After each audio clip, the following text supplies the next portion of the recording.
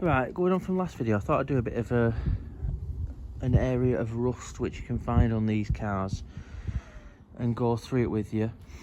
For the bits I've found which are quite common on these, and most of you probably know the areas that I'm going to mention, some of you might not. I don't know, but if you're looking at a 25 ZR Streetwise, it's always worth looking, especially on Streetwise and ZRs, some of these bits that have got the plastic protection. So one of the major bits on these as well is the rear arches. They go quite badly.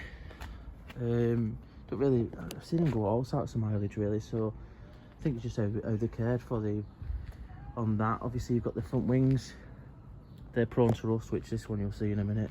On the other side is sunroofs, very common for rusting and just being completely rubbish, to be honest. Boot floors. This is an area I've seen on a couple of the facelifted Rovers. Not too sure if it's just a bit less protection on them compared to the pre-project drive ones. So that's another area to look out for. Another one round here. Common area of rust. You've also got the bottom of the doors where this one's going. Front subframes as well can rot quite badly on reasonably low mileage ones of these. And what I have noticed on the later Rovers, I call them the Pectron Rovers because that's what they have instead of the Lucas system, is they rot in here.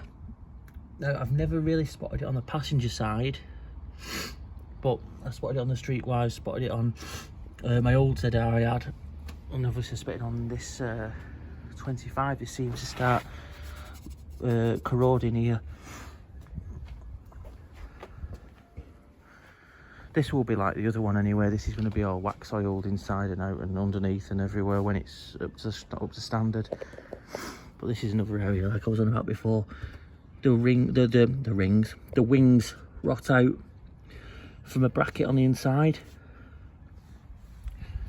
which for some reason, awful design, made of metal, so they just rot. And as they're rotting along the way, you just take the outside of the wing with them, and that's why the wings always go in that bottom corner there. But I think, on top of my head, I think that's your lot. So they're not the worst cars out there for rotting, but they are just a couple of bits that I've come across on a few of them, and a couple of well-known parts to rot, like I said, like the boot hinges and stuff like that. I have heard as well on the 200s, a couple of them have started to rot, like in this area around the windows. So again, I don't know if that's how it's been looked after or